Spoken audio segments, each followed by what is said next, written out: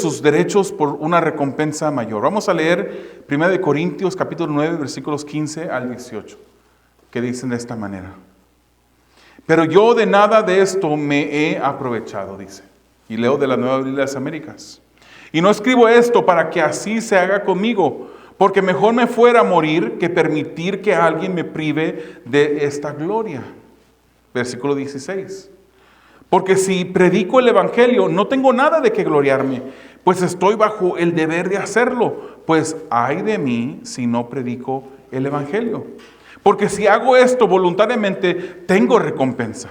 Pero si lo hago en contra de mi voluntad, un encargo se me ha confiado. ¿Cuál es entonces mi recompensa? Que al predicar el evangelio pueda ofrecerlo gratuitamente sin hacer pleno uso de mi derecho como predicador del evangelio. Amado Dios, esta es tu palabra y te pedimos, Señor, que tú hables en nuestras vidas, en nuestros corazones. Señor, que nos muevas a meditar sobre las situaciones, las decisiones que estamos tomando en nuestro caminar. Señor, cómo en veces por decisión propia ponemos el yo, ponemos nuestra persona en un lugar más alto, Señor, que el honrarte a ti por medio del amor que debemos de tener a nuestros hermanos.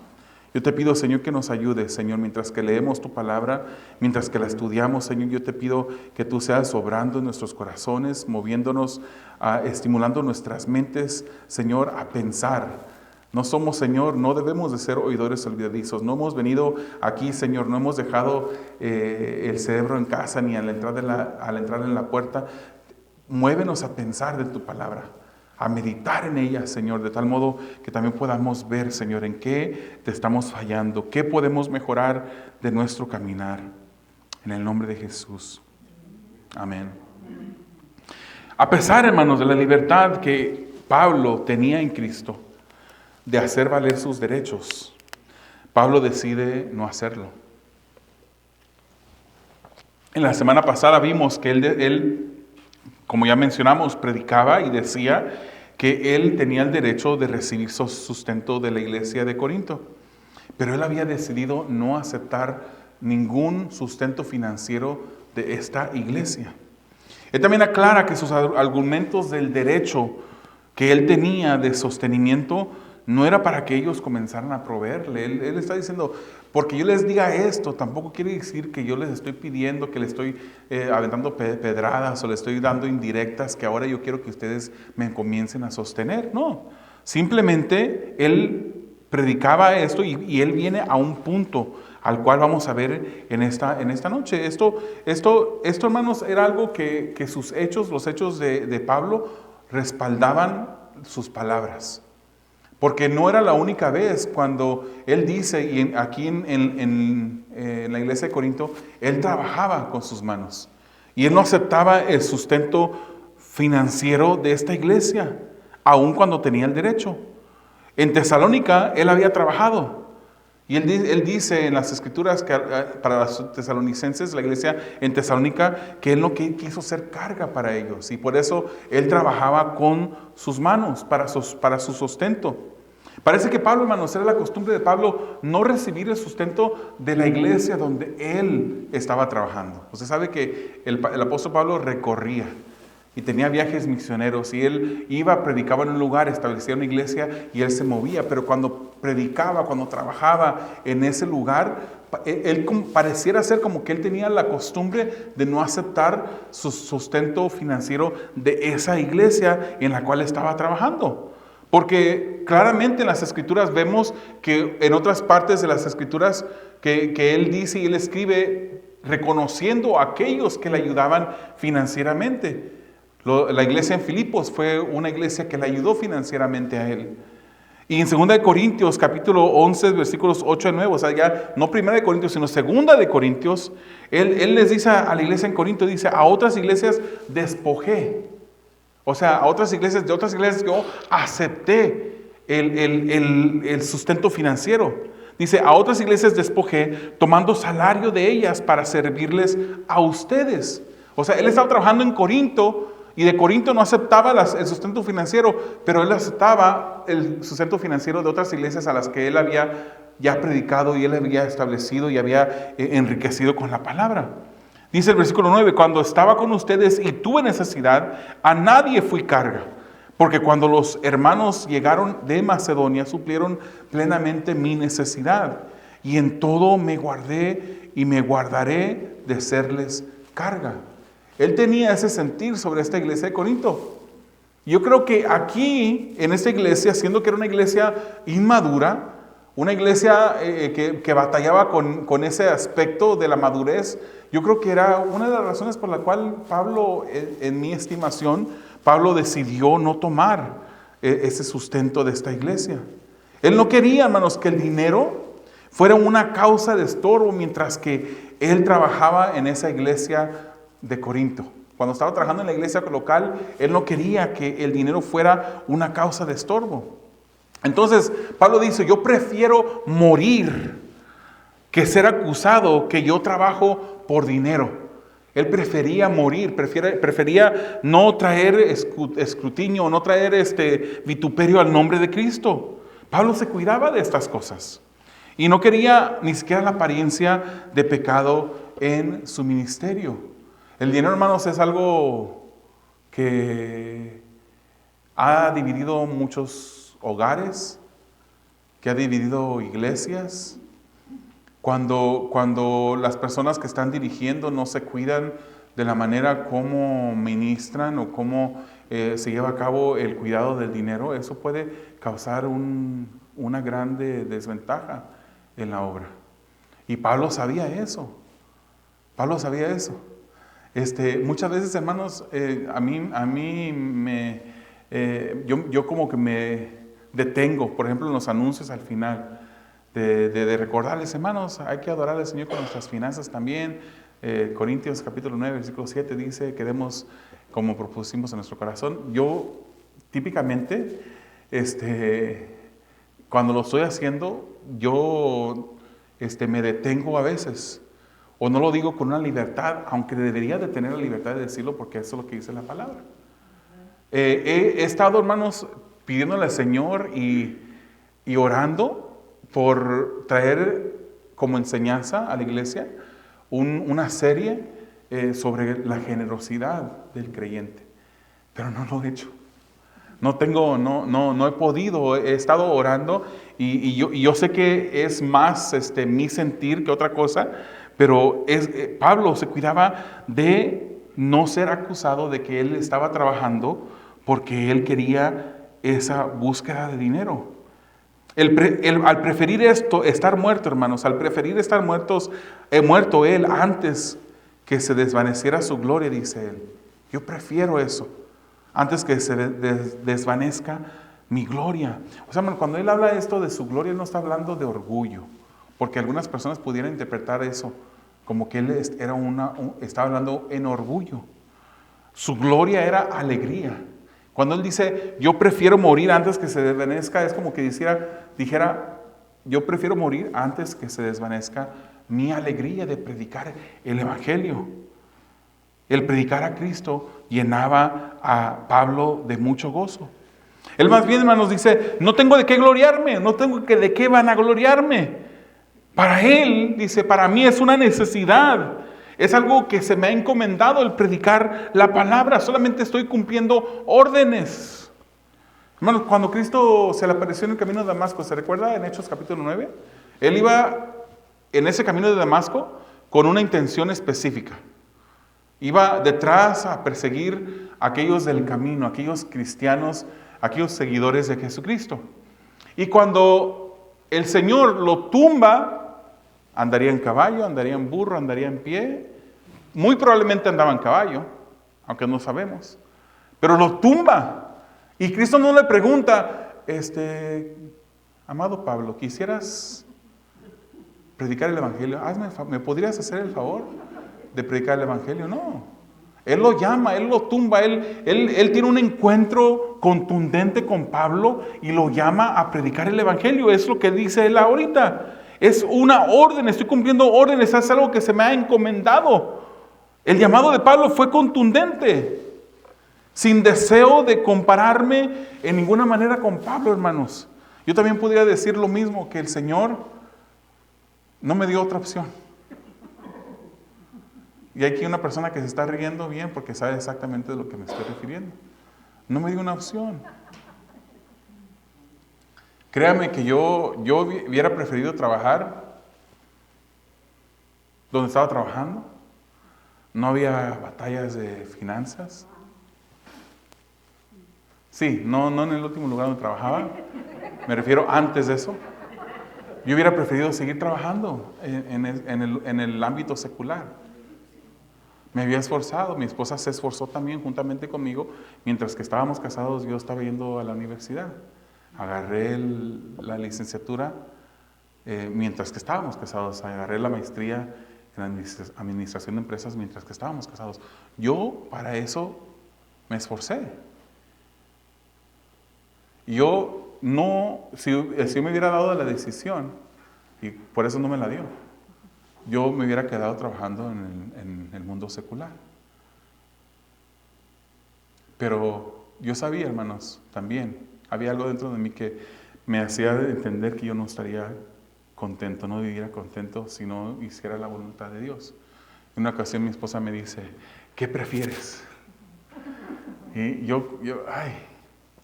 me recuerdo esas palabras. ¿Qué prefieres? El Señor, tú sabes que el Señor te está llamando al ministerio.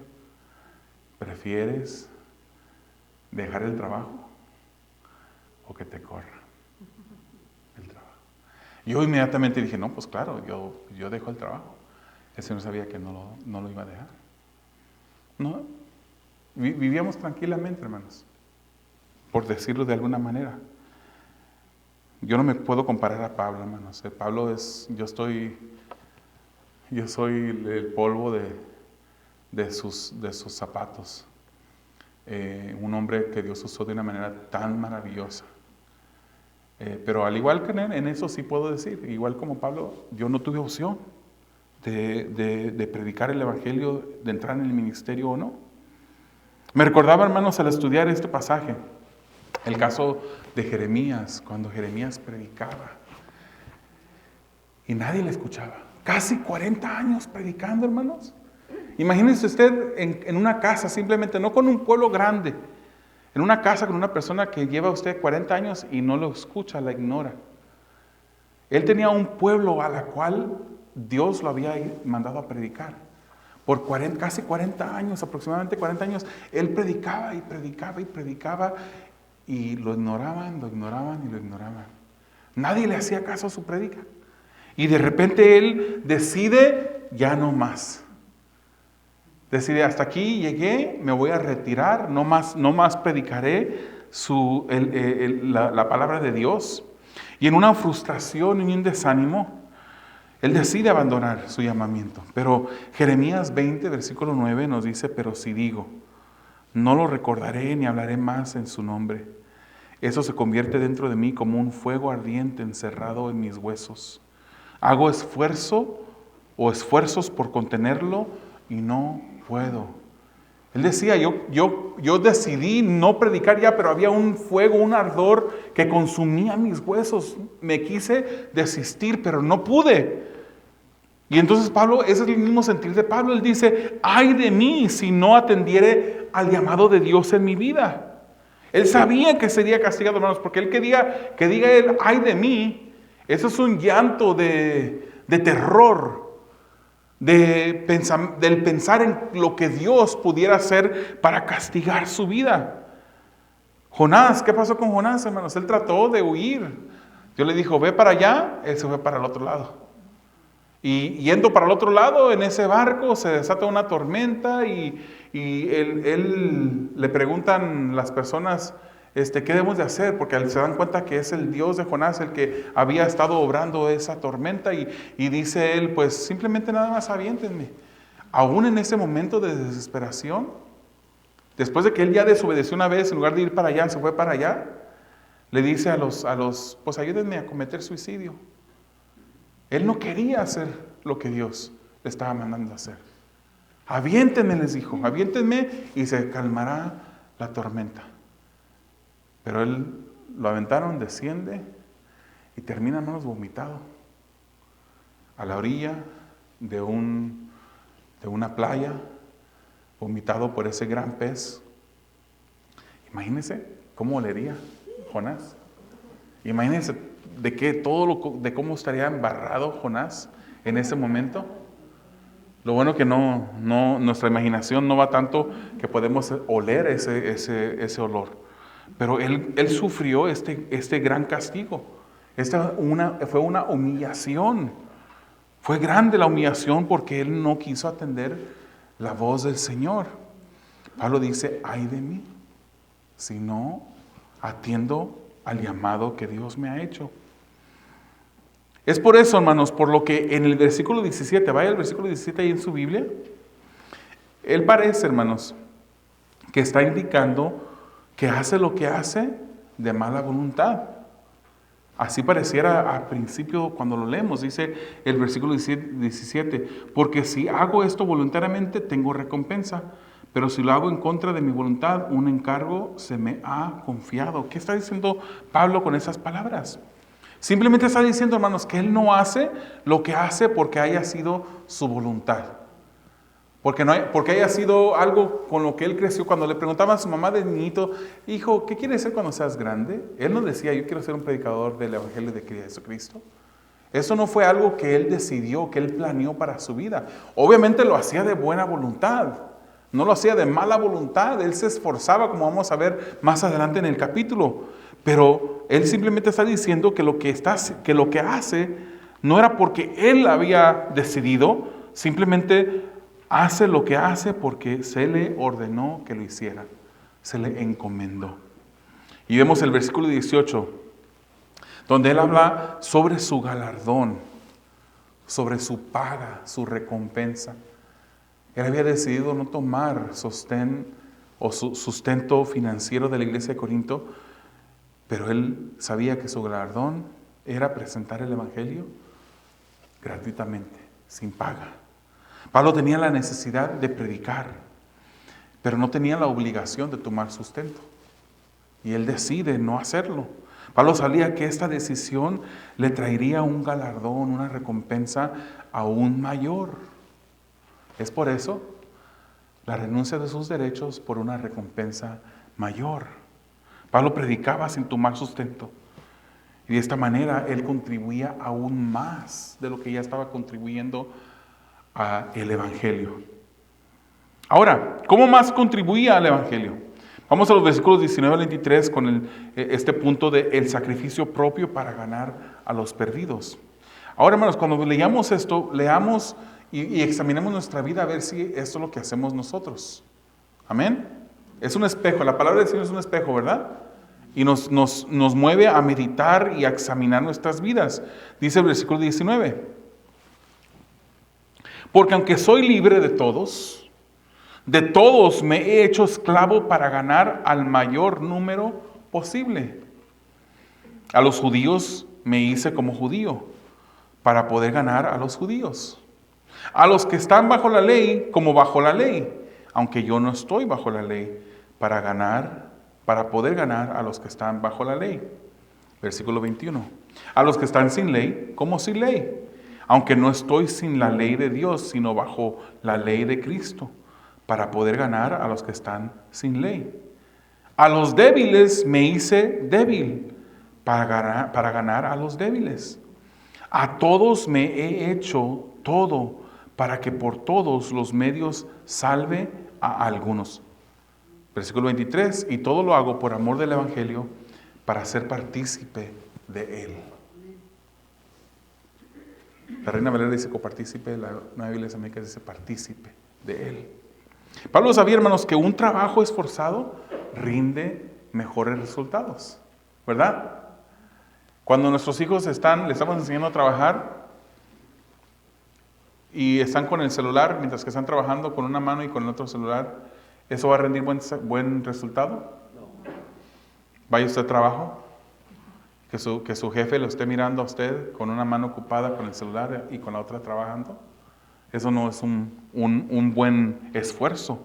Eso no rinde el mejor resultado. El amor, hermanos, era lo que motivaba a Pablo. Si antes era esforzado, ¿se recuerda antes cuando él creía que estaba haciendo las cosas bien? Él perseguía a los cristianos.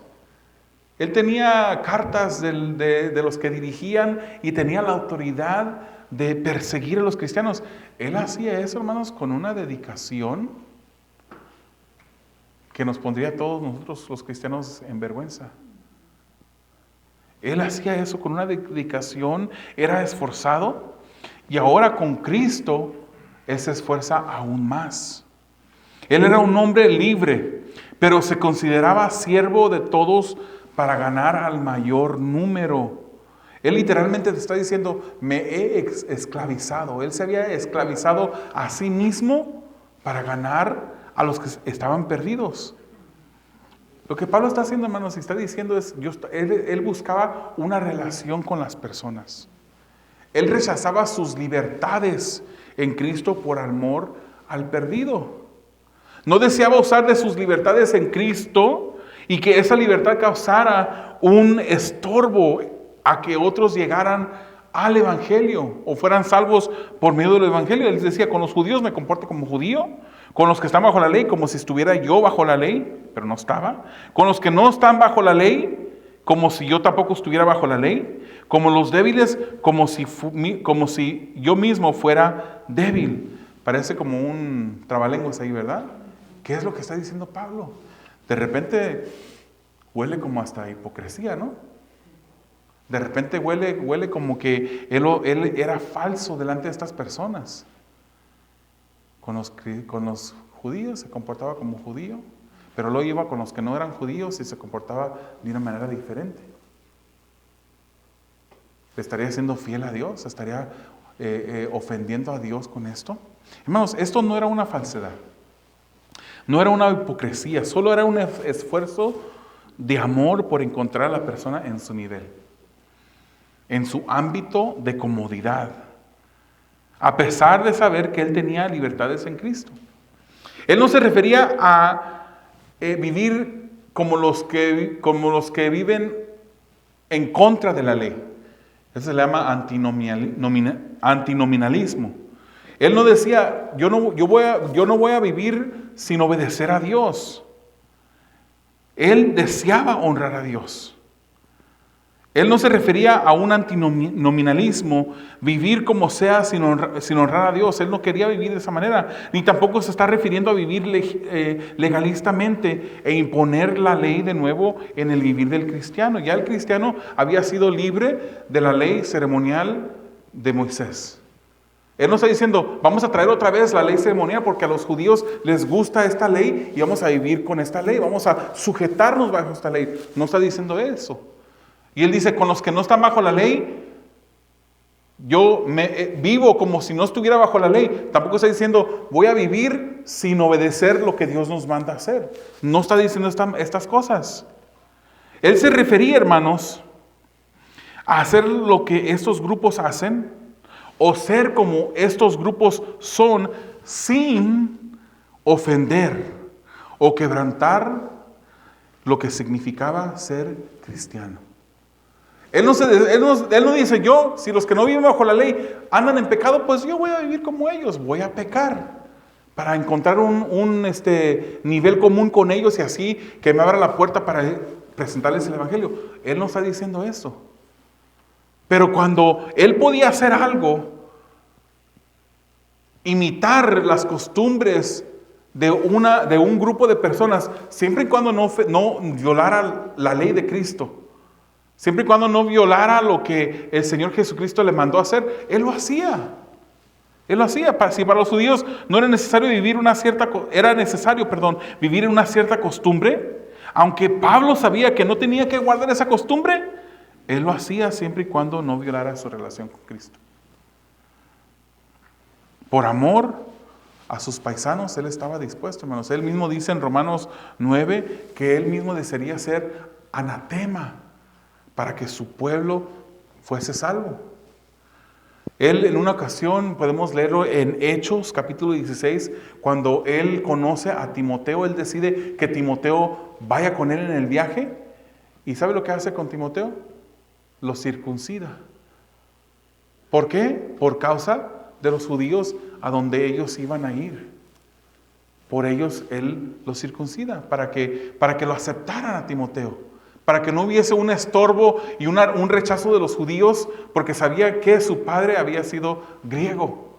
Entonces los circuncida para quitar ese obstáculo a la vista de los judíos. Para con los que guardaban la ley de Moisés en sus esferas ceremoniales y tradiciones, cuando estaba con ellos, Él observaba las mismas ceremonias y tradiciones, sin violar la relación que Él tenía con Cristo, sin incurrir en pecado. Por ejemplo, los judíos no comen cerdo, ¿verdad? No comían carnitas ni nada por el estilo. Entonces, cuando Pablo andaba entre los judíos, él no comía ese animal que para ellos es detestable. Aunque él sabía, hermanos, que él tenía esa libertad en Cristo de comer ese tipo de animal, todo tipo de animal. Él podía comer, pero en frente de ellos, él no lo hacía, para que no hubiese un estorbo al Evangelio. De eso está hablando Pablo aquí. Para con los que no vivían de acuerdo con la ley, o sea, la ley ceremonial, cuando estaba con ellos, él vivía de la misma manera. Y él aclara, aunque no estoy sin la ley de Dios, no estoy sin la ley de Dios, sino bajo la ley de Cristo. Esto lo hacía sin violar su relación con Cristo, seguía cumpliendo con la ley moral. Ustedes saben, hermanos, que cuando Moisés recibe la ley de parte de Dios, la ley se dividía en 3 categorías: la ley civil, la ley ceremonial y la ley moral. Y esa ley se encuentra en el Antiguo Testamento. Y esa ley, en 2 de sus esferas, la ley civil y la ley ceremonial, ya en el Nuevo Testamento no aplican. Incluso de la ley moral es la que en el Antiguo Testamento se vuelve a repetir. Dice uno de los mandamientos que amemos a Dios sobre todas las cosas, en el Nuevo Testamento también lo hace. Todas las leyes morales del Antiguo Testamento de esos 10 mandamientos, se vuelven a enforzar, a mencionar en el Nuevo Testamento, excepto uno, que es el mandamiento 4, de guardar el sábado. Y en el Nuevo Testamento dice que ya nadie te juzgue por días festivos o de ceremonias. Cristo ahora viene a ser nuestro reposo. Es el único.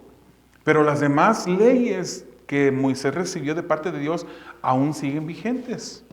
Aún es importante no tomar lo ajeno. Aún es importante no codiciar lo del prójimo. Aún es importante guardar la ley moral. Entonces él dice, yo no estoy sin la ley de Dios, vivo bajo la ley de Cristo. Para con los débiles, él dice, él actuaba como un débil. Hermanos, no hay mucha claridad de qué quiere decir esto de débil. Él dice, si ando con los débiles, actúo yo mismo me hago débil. No sabemos si era porque eran débiles en comprender el Evangelio y él tomaba un esfuerzo más por explicar el Evangelio. No sabemos si era eso. No sabemos si eran personas que dudaban o personas escépticas del Evangelio, pero él se acomodaba a sus necesidades por amor. ¿Se fija cómo la base del amor viene a ser el mismo tema desde hace 2 capítulos, cuando él está hablando que aunque tú tengas la libertad de comer carne sacrificada a los ídolos, tu hermano no tiene esa libertad? Por amor a tu hermano no lo hagas. Y si lo vas a hacer, que no te mire tu hermano, para que no causes un conflicto en su conciencia. El amor, hermanos, es la base de las cosas. Por eso Mateo 22, 36 al 40, ¿qué fue lo que dijo Jesús? Mateo 22, 36 al 40. Le preguntaron, maestro, ¿cuál es el gran mandamiento de la ley? Y él le contestó, amarás al Señor tu Dios con todo tu corazón y con toda tu alma y con toda tu mente. Este es el grande y primer mandamiento. Y el segundo es semejante a este: amarás a tu prójimo como a ti mismo. De estos 2 mandamientos dependen toda la ley y los profetas. El que ama a su prójimo, primero ama a Dios y luego ama a su prójimo, no va a codiciar lo de su prójimo. No va a robar lo que es de su prójimo. Por eso es amar a tu prójimo. Después de Dios, amar a tu prójimo. Y allí en eso se encierra, o de esto dependen toda la ley y los profetas. Es el amor. Amarás al Señor tu Dios. Y ahora, cuando dice que amarás a tu prójimo como a ti mismo, de ahí algunos filósofos de hoy en día han salido con eso de que es que si tú no te amas a ti mismo, no puedes amar a las otras personas. Pero eso está mal, hermanos. Eso no es lo que la Biblia nos está diciendo aquí, que ames a tu prójimo como a ti mismo. Se asume, hermanos, que cuando hacemos las cosas que hacemos, ya nos tenemos en alta estima nosotros mismos.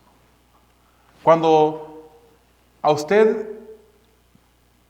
es parte de un grupo que se le toma una foto, no me lo vaya a negar. Cuando le enseñan la foto a usted, lo primero que anda buscando usted es ¿a quién? Usted se busca a usted mismo o misma. Usted se ama a usted misma. Entonces, en ese punto, se asume que usted ya se va a valorar. Por eso dice que ames a tu prójimo como te amas, como tú ya te amas. Esa es la manera como debemos amar al prójimo. El fin era, hermanos, para ganar a los perdidos. En cada vez que menciona él, con los judíos, con los que están sin ley, con los que vivan bajo la ley, cada vez dice, lo hago, me comporto como ellos, soy como ellos, para ganar. Ese era el enfoque, ganar al que estaba perdido. Pablo estaba dispuesto a dejar preferencias, a dejar estilos de vida para no ofender a quienes él predicaba el evangelio y así crear un estorbo al evangelio. Él no quería eso. Hermanos, y estamos hablando obviamente de las cosas que la Biblia no prohibía. Él las hacía siempre y cuando la Biblia no lo prohíbe. No sé si usted tenga algún familiar, algún amigo en el trabajo, sea como él, siempre y cuando no viole lo que dice la palabra. Si la palabra dice que no debemos de hablar groserías, así nos dice la palabra. No vaya a ser como su amigo que está en el trabajo que cada 3 palabras es una grosería. No está hablando de eso el apóstol Pablo. Él quería ser como ellos para encontrarlos en su nivel, para hacer una relación con ellos y para luego introducir el evangelio, pero siempre y cuando lo que él hacía no ofendiera a Dios. Entonces esas áreas grises están allí, que si la Biblia no nos dice que no podemos hacer algo, tenemos libertad de hacerlo. Si la Biblia no lo ordena en contra, no está en contra de eso. Él hacía lo necesario sin violar su relación con Cristo, para así participar de las bendiciones del evangelio. Es lo que dice al final en el último versículo 23 que leímos. El último punto de esta noche, hermanos, versículos 24 al 27, el dominio propio por amor de los perdidos. El dominio propio por amor de los perdidos. Versículo 24 al 27 dice, ¿no saben que los que corren en el estadio, todos en verdad corren, pero solamente uno obtiene el premio? Corran de tal modo que ganen. Y todo el que compite en los juegos se abstiene de todo. Ellos lo hacen para recibir una corona corruptible, pero nosotros una incorruptible. 26. Por tanto, yo de esta manera corro, no como sin tener meta, de esta manera peleo, no como dando golpes al aire, sino que golpeo mi cuerpo y lo hago mi esclavo.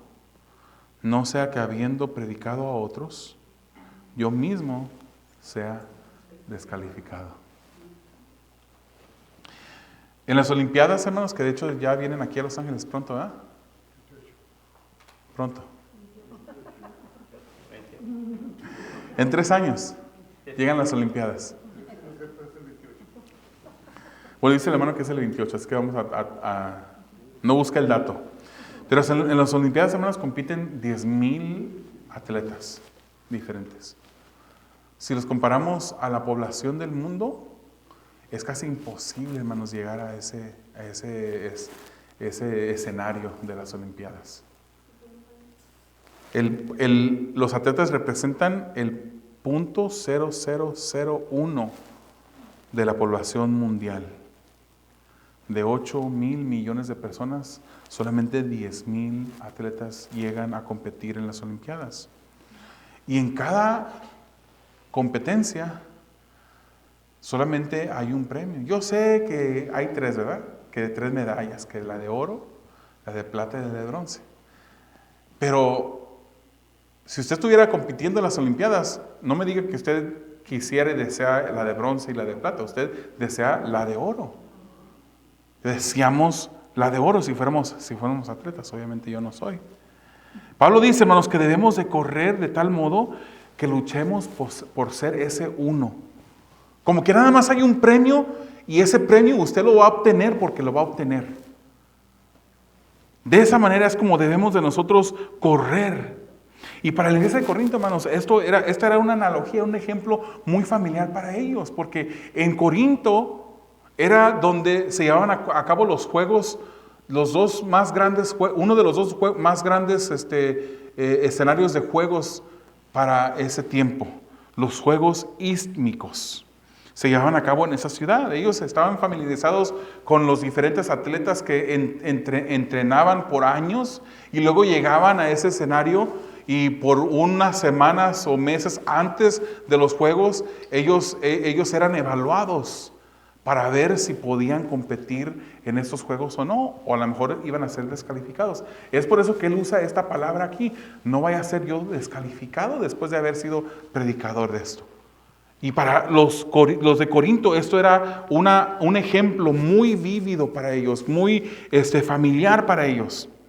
Para esto, hermanos, para poder llegar a obtener ese premio único, es necesario el dominio propio y la disciplina. Y es lo que está hablando Pablo aquí. El atleta que se entrena se abstiene de todo, dice él.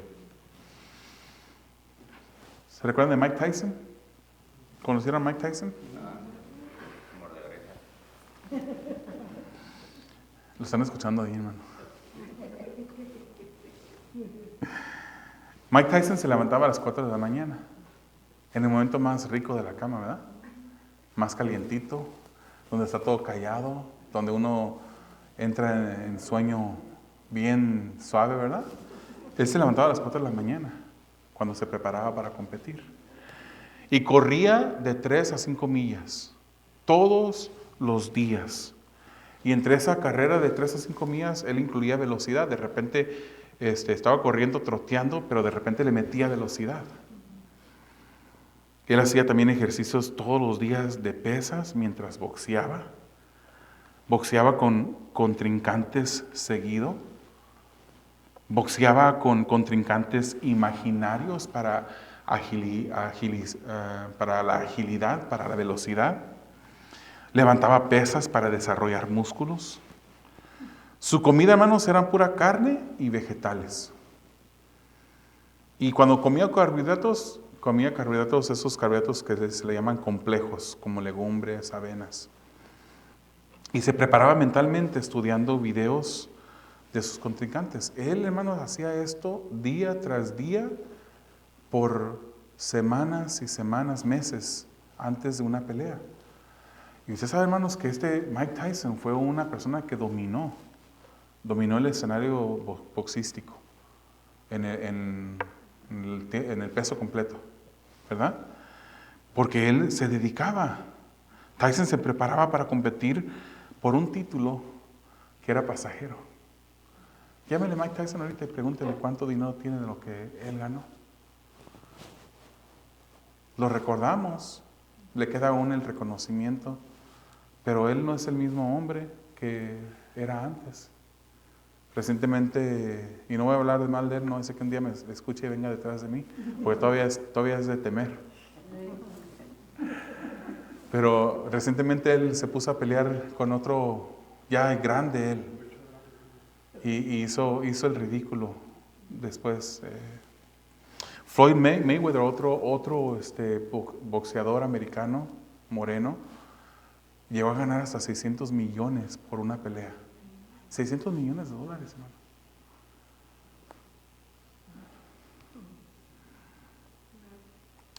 La diferencia entre ellos y nosotros, hermanos, es que nosotros estamos en una carrera donde podemos y estamos por luchar y correr para ganar una corona que no se corrompe. Una corona, hermanos, que el Señor nos ha prometido. En Corinto los atletas recibían una corona de laurel. Y con esa corona de laurel ponen reconocimiento, fama. Pero era una corona de laurel, no tenía precio. No había dinero de por medio. Nosotros estamos luchando por una corona o recompensa eterna. Algo infinitamente más valioso que esto. Y nos dice 1 Pedro capítulo 1 versículo 4, para obtener una herencia incorruptible, inmaculada y que no se marchitará, reservada en los cielos para ustedes. Y ese mismo capítulo, en el próximo versículo, nos dice de esa promesa que tenemos de parte de Dios, cómo Él guarda nuestra salvación con su poder. Está garantizada nuestra salvación por el poder del Señor. Pablo nos dice, hermanos, que corramos como si solamente hubiese un premio y que nosotros queremos ser el que nos ganemos ese premio. Aunque, hermanos, en la carrera cristiana no competimos en contra de uno, el otro. Los cristianos no compiten en contra de sí mismos. Y más bien en la carrera cristiana, cada quien puede obtener ese premio. Simplemente Pablo dice, hagan de cuenta como que solamente hay uno. Corran con ese dominio propio, con ese esfuerzo, con esa disciplina, como que solamente hay uno y usted tiene que conseguir ese premio para usted. De esa manera es como debemos de correr.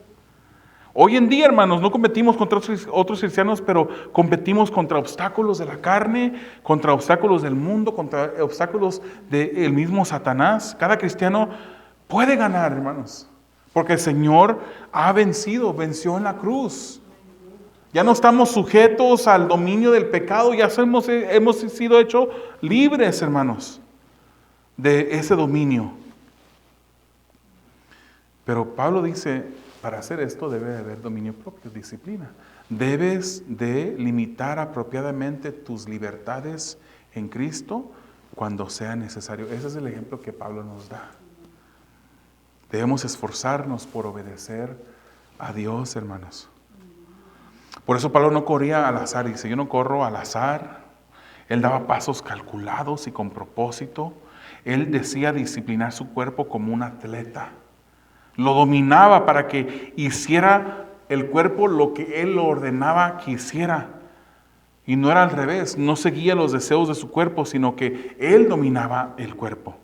No quería que después de que él mismo hubiese enseñado esto mismo, después él terminara fallando la meta. No vaya a ser que después de haber sido predicador del Evangelio, después de haber sido predicador de estas cosas, él mismo no alcanzara esto. Él mismo no viviera lo que él enseñaba. Hermanos, tenemos libertad de dormir hasta la hora que queramos. Si no trabaja usted, puede dormir hasta la hora que usted quiera. ¿Verdad? Hay una libertad en Cristo. Amén. Tenemos la libertad de comer lo que queramos comer. Amén. Tenemos la libertad de leer el libro que queramos leer. Una novela, una revista de farándula. Y ahí estamos entrando en un área escalabrosa. Tenemos muchas libertades en Cristo, hermanos. Pero estamos en un campo de entrenamiento. Y debemos prepararnos por amor a los perdidos. Debemos de prepararnos. Debemos de orar. Debemos de estudiar la palabra, aunque este cuerpo no le guste. Debemos de esforzarnos por leer la palabra, por estudiar la palabra. Aunque este cuerpo no le guste ayunar, debemos de ayunar. De esa manera nos preparamos. Las libertades que tenemos nunca deben ser obstáculo para el Evangelio. Nos limitamos por amor y nos esforzamos por encontrar al perdido en el nivel donde está para ganarlos para Cristo. Nos comportamos, somos como ellos, siempre y cuando no violemos la ley de Dios, los mandamientos de Dios. Hermanos, Al leer esto yo recibía convicción de parte de Dios. Yo tengo libertad de comer lo que yo quiera comer y comer a la hora que yo quiera comer. Pero reconozco y lo confieso en frente de ustedes. Lamentablemente va a salir también en línea. A lo mejor este mensaje no lo subimos a la red. En Facebook. Pero no estoy dando lo que Dios quiere que yo dé. No me estoy autodisciplinando como Dios quiere que me autodiscipline.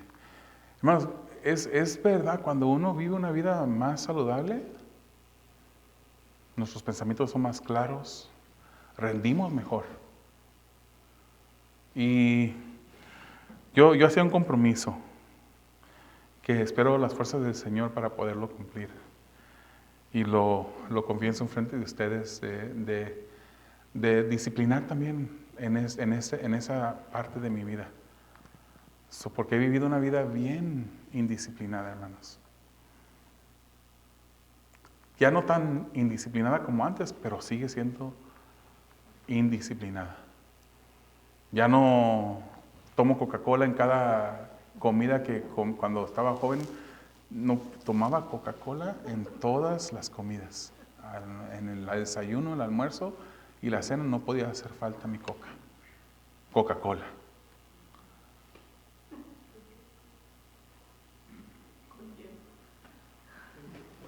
Y aunque hoy en día ya no hago eso, pero nos sigue faltando disciplina, hermanos. Eso es parte también de lo que Dios nos manda a cuidar nuestro cuerpo. Cuidar el templo del Espíritu de Dios. Amén.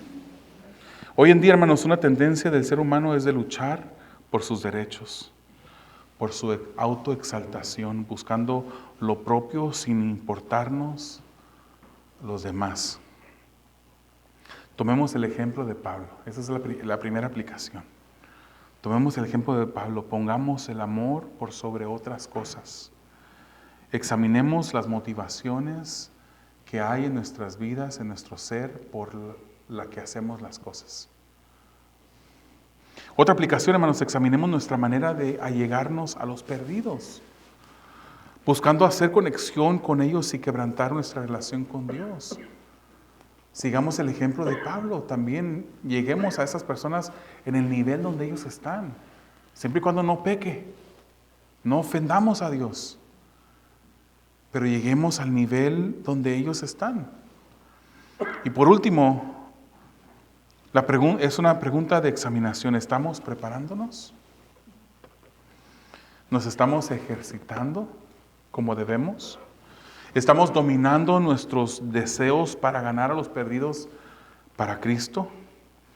¿Cuántos estamos estudiando la Biblia como debemos estudiarla, en verdad? ¿Cuántos estamos examinando lo que leemos o simplemente lo estamos aceptando como lo dicen?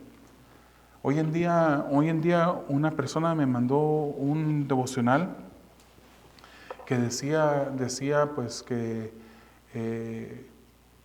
cuando recibimos el Espíritu somos libres.